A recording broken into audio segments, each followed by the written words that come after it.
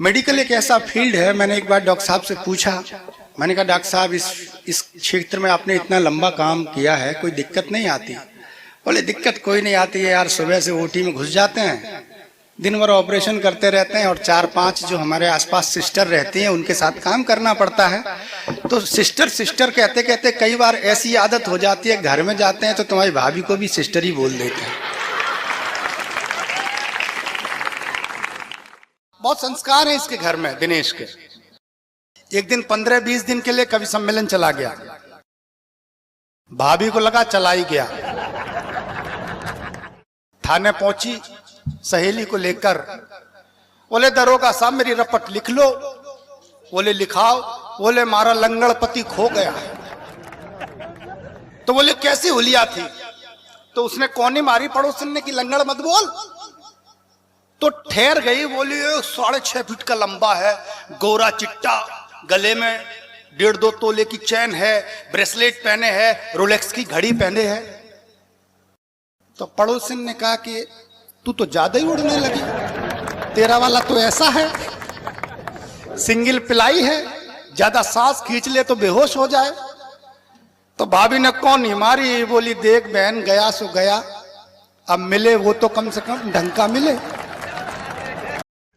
Doctor साहब, कीड़ा तो ऊपर वाले दांत में था, आपने नीचे वाला दांत क्यों निकाल दिया मेरा?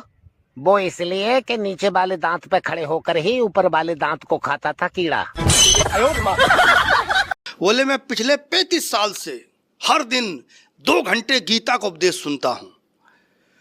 तो सामने बैठे कई सारे नए कवि भावुक हो गए, 2-4 उठे, हाथ जोड़े, बोले मैं सच कह रहा हूं, मैं 35 साल से लगातार 2 घंटे गीता के उपदेश सुनता हूं।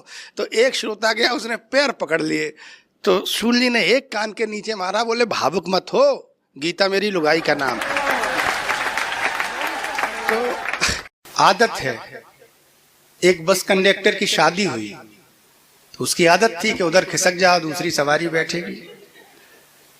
नई नई दुल्हन आई, कमरे में प्रवेश किया और बोला उधर थोड़ा खिसक के बैठ, एक सवारी और आनी है।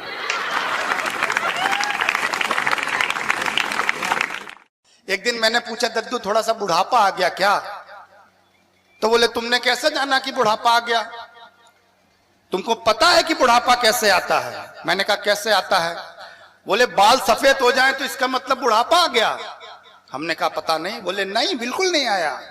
बोले सर गंजा हो जाए इसका मतलब भी बुढ़ापा नहीं आया। बोले अगर दांत भी टूट जाए इसका मतलब भी बुढ़ापा नहीं आया। चेहरे पे झुर्रियां पड़ जाए इसका मतलब भी बुढ़ापा नहीं आया। तो मैंने कहा दद्दू फिर बुढ़ापा कैसे आता है? तो बोले जिस दिन घरवाली शक करना बंद कर दे, समझ लो काम तमाम हो गया।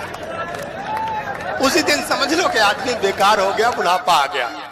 एक बस में जा रही हमारी ताई बूढ़ी 70 साल की, बीड़ी पीती हुई, उसमें एक हमारे चिचा चढ़े, सलीम साहब अपने 10-11 बच्चों के साथ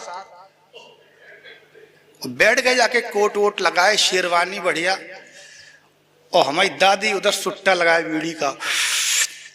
सलीम साहब के मुंह पे धुआं चला गया।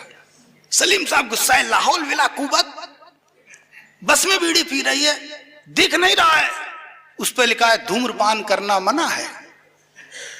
दादी ने एक सुट्टा और मारा, बोले देख रहे ज्यादा बातें तो करे ना, और लिखने से क्या होता है, लिखा तो ये भी है बच्चे 2 ही अच्छे।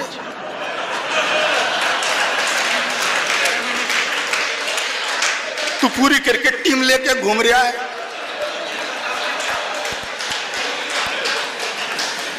एक तहसील है, तो मैं किसनी चौराहे पर रुका, मैंने पूछा भाई साहब तहसील इधर ही है?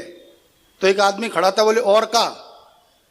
मैं आगे निकला तो 3-4 दुकानें छोड़ने के बाद एक सड़क थी, मैंने वहां पूछा, मैंने कहा भैया जो तहसील है इधर ही है? बोले और का?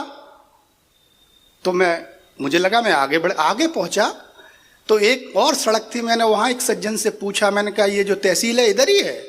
तो बोले या श्योर। मैं चक्कर में पड़ गया। मैंने कहा लेकिन भाई साहब एक बात बताओ, अभी जो आपसे पहले 2 मिले थे वो और का बोल रहे थे जब मैंने पूछा? तो बोले अरे वो भाई साहब वो बिना पढ़े लिखे कुबड्डे टाइप के लोग होंगे।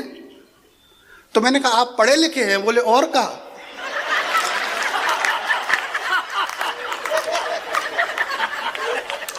भारतीय महिलाओं का ग्रुप नियाग्रा फॉल देखने गया।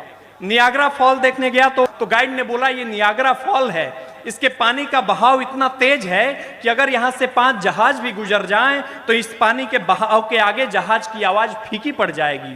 कुछ देर बाद गाइड हाथ जोड़कर बोला कि अब मैं भारतीय महिलाओं से निवेदन करना चाहता हूं कि कृपया वो शांत हो जाएं ताकि हम नियाग्रा फॉल की आवाज सुन सकें।